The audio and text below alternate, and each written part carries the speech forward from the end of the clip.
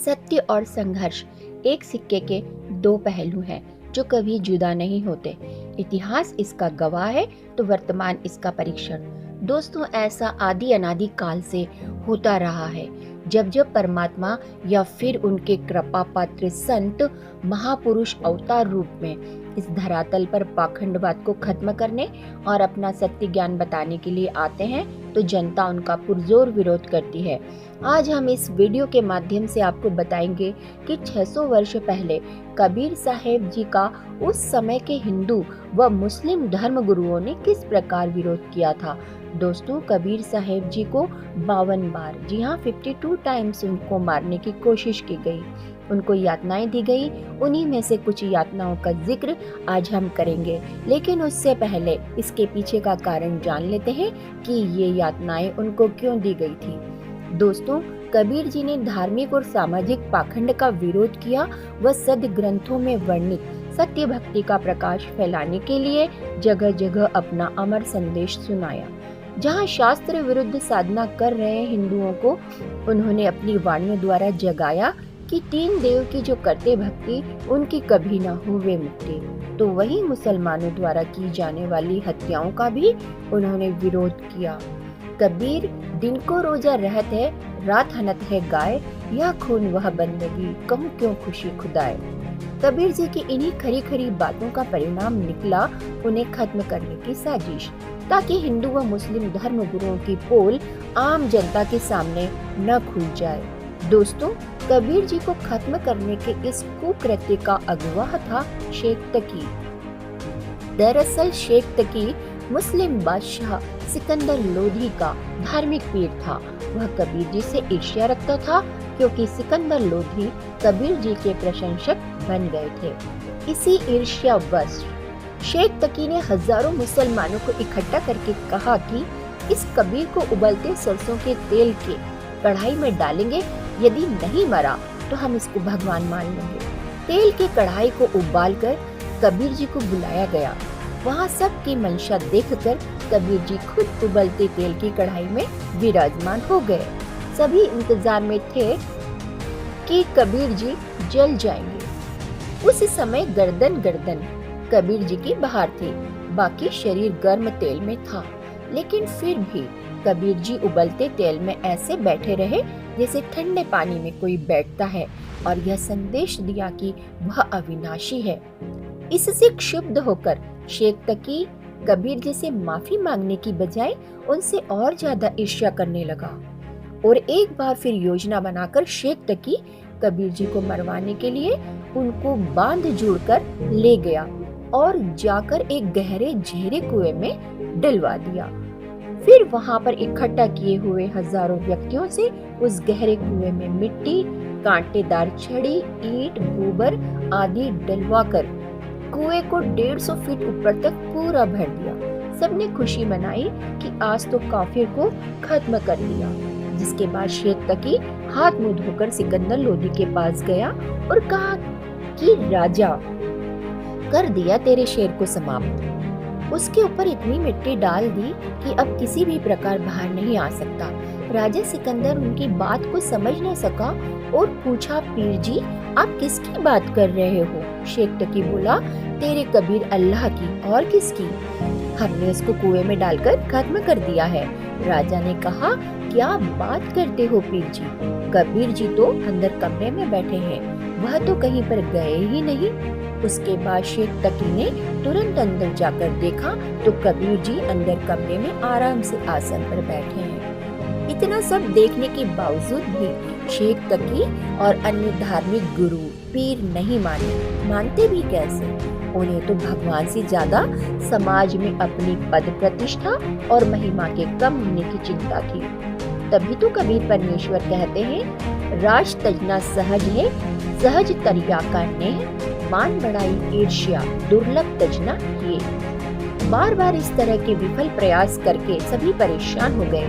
फिर उन्होंने एक साजिश और रची कि कबीर को तलवार से काटकर उसके टुकड़े टुकड़े कर दो। शेख तकी ने इस कुकृत्य के लिए कुछ गुंडे तैयार किए और देर रात्रि जब कबीर जी सो रहे थे तब शेख तकी उन गुंडों के साथ वहां आया और उसने कबीर जी पर बेतहाशा तलवार से वार किए, लेकिन तलवार कबीर जी के शरीर से आर पार निकल जाती।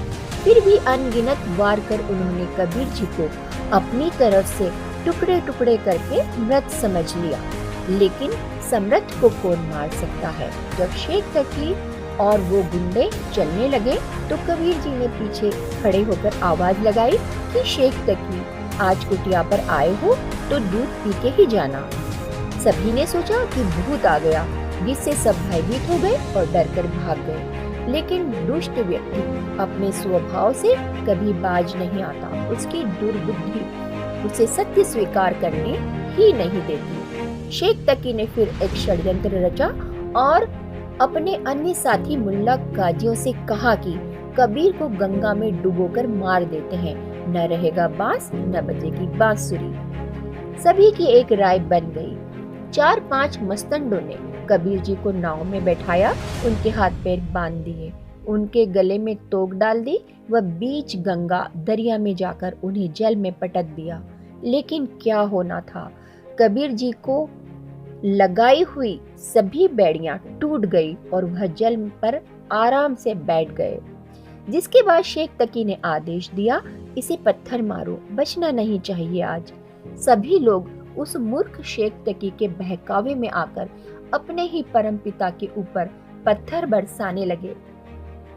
पत्थरों से बात नहीं बनी तो तीर मारो, और जब तीरों से भी बात नहीं बनी तो 4 पहर तक तोप के गोले उस परमात्मा पर बरसाए गए। इससे भी उन अक्ल के अंधों को ये समझ नहीं आया कि ये परमात्मा है, अविनाशी है, इनके पैर पकड़ लें। इस बारे में गरीबदास साहेब जी लिखता है कि गरीबदास उस पुरी में सबकी बुद्धि का नाश। अतः इस पर भी शेख तकी ने कबीर जी की समर्थता को स्वीकार नहीं किया और एक बार फिर नई योजना के तहत कबीर जी को मारने के लिए खूनी हाथी के सामने डाल दिया गया ताकि उन्हें कुचलकर खत्म कर दिया जाए। हजारों की संख्या में दर्शक चारों तरफ देखने के लिए बैठ गए, लेकिन पीलवान ने जैसे ही हाथी को कबीर जी की तरफ बढ़ने का संकेत किया, कबीर जी ने हाथी को शेर रूप दिखा दिया, जिससे हाथी भयभीत होकर भाग गया और शेख तकी की यह योजना भी विफल हुई। इन सभी घटनाओं से शेख तकी व अन्य हिंदू मुस्लिम धर्म गुरुओं ने सोचा, क्या किया जाए कबीर का, यह न मारने से मरता है न ज्ञान में हमें आगे आने देता है, इसने हमारा जीना हराम कर रखा है। सब ने सलाह की कि कबीर को बेइज्जत कर दो, अपने आप भाग जाएगा। इसके लिए उन्होंने 18 लाख लोगों को भंडारे के झूठे पत्र लिख दिए कि कबीर जी 3 दिन का भंडारा करेगा, सबको आना है और सभी को प्रत्येक खाने के बाद अशर्फी व दोहर देगा। उनका उद्देश्य ये था कि कबीर के पास खाना खिलाने को कुछ होगा नहीं, डरता भाग जाएगा। लेकिन कबीर जी ने अपनी शक्ति का परिचय दिया व 18 लाख लोगों को 3 दिन तक मोहन भोजन कराया और सबको अशर्फी व दोहर दी। शेख तकी का कबीर जी को नीचा दिखाने का ये प्रयास भी विफल हुआ व लाखों लोग कबीर जी से दीक्षित हुए। दोस्तों, ऐसे और भी सितम हमने अपने धार्मिक गुरुओं के बहकावे में आकर कबीर जी के साथ किए और इसी प्रकार आज संत रामपाल जी महाराज जी के साथ भी यही स्थिति है। संत रामपाल जी महाराज पाखंडवाद को खत्म करते हुए सभी धर्मों के सदग्रंथों से प्रमाणित सत्य भक्ति विधि बताते हैं, जिस वजह से कबीर साहिब जी के साथ 600 वर्ष पहले हुई घटनाओं को आज फिर से दोहराया जा रहा है। आज वर्तमान में भी सभी नकली धर्म गुरु अपनी रोजी रोटी के चक्कर में भोली भाली जनता को बरगलाकर संत रामपाल जी महाराज के विरोध में खड़ा करते हैं और उनके ऊपर हमला करवाते हैं। लेकिन दोस्तों, आज समाज शिक्षित है, अब इन नकलियों की दाल नहीं गलेगी। एक दिन ऐसा आएगा जब जनता इनसे जवाब मांगेगी। दोस्तों, एक गूढ़ रहस्य जो अब हम आपको बताने जा रहे हैं, कबीर साहिब जी के अवतार संत रामपाल जी महाराज जी हैं। अतः अब समय संत रामपाल जी से नाम दीक्षा लेकर मोक्ष प्राप्त करने का है। यह समय निकल गया तो फिर कुछ हाथ नहीं लगेगा। दोस्तों, कबीर साहिब जी हमारे पिता हैं, हमारे सृजनहार हैं। वो हमें सत्य ज्ञान बताने के लिए अपने निज धाम सतलोक से यहाँ आते हैं, लेकिन हम उनको दुखी करते हैं। एक शराबी बच्चे की तरह हम अपने पिता के साथ अभद्र व्यवहार करते हैं, लेकिन वह दयालु हैं, हमारे जनक हैं और वही हमारे एकमात्र शुभ चिंतक हैं। तो दोस्तों, आप सभी से प्रार्थना है कि इतिहास में की हुई गलतियों को फिर से ना दोहराएं, संत रामपाल जी महाराज जी को पहचानें, उनका ज्ञान सुने और गुरु दीक्षा लेकर अपना कल्याण करवाएं। धन्यवाद।